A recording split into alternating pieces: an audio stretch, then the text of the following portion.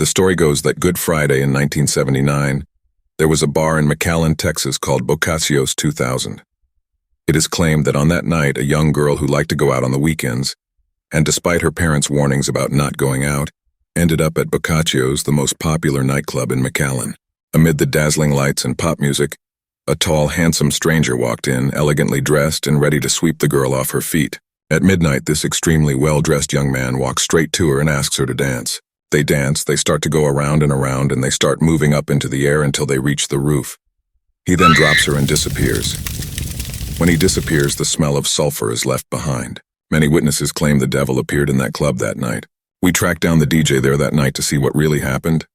All right, so on this show, we're going to be talking about Boccacio's 2000, the event that happened at Boccacio's 2000 in McAllen. And I like the record to reflect that none of us were born back when it was raging. I think where it was located, it was in McAllen. On 10th Street, 10th, apparently. south of Nolana, where the old Taco Cabana was. And the reason why we're talking about Boccacio is because our next guest is one of the first, if not the first, female DJs in the Rio Grande Valley, but she was a DJ at Boccacio's 2000, allegedly on the night that the devil walked into Boccacio's. To work at Boccacio's 2000? I worked at Boccaccio's in the latter part of 1979 and the beginning of 1980. And what was your DJ name? I went by AC. So you're aware of the local legend on April. Very aware. Right before Easter, a woman, the story goes, supposedly didn't take her mom's advice, went to Boccacio's. It's the funny story because I was actually there.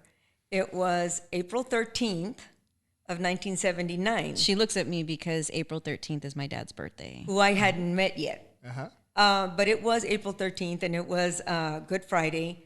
And also, it was Friday there was the 13th nothing. too.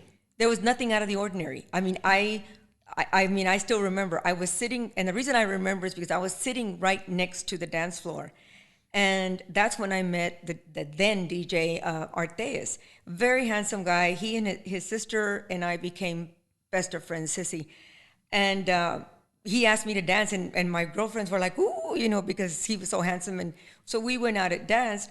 So I know nothing happened. When the story got around, of course, my mother was livid, and she's like, "Thought you like to go to that place because the devil is there." I'm like, "Mother, I was there. The devil was not there." So what was the story that you heard? Because earlier we talked about like some of the stories that Efrain and Sonny had found like in some UTRGV archives. But what was the story that was going around back then? At the time was that the devil had shown up, and that he was a very handsome guy, and he was dancing with this girl, and that when people looked down, he had hoofs for feet or something, and then that he ended up burning the girl. Well, later we found out that there was an incident outside of the club where a couple got into a fight, and the guy threw something at the girl and possibly burned her, but. As far as the devil showing up at Boccacio's, he did not show up because I was there.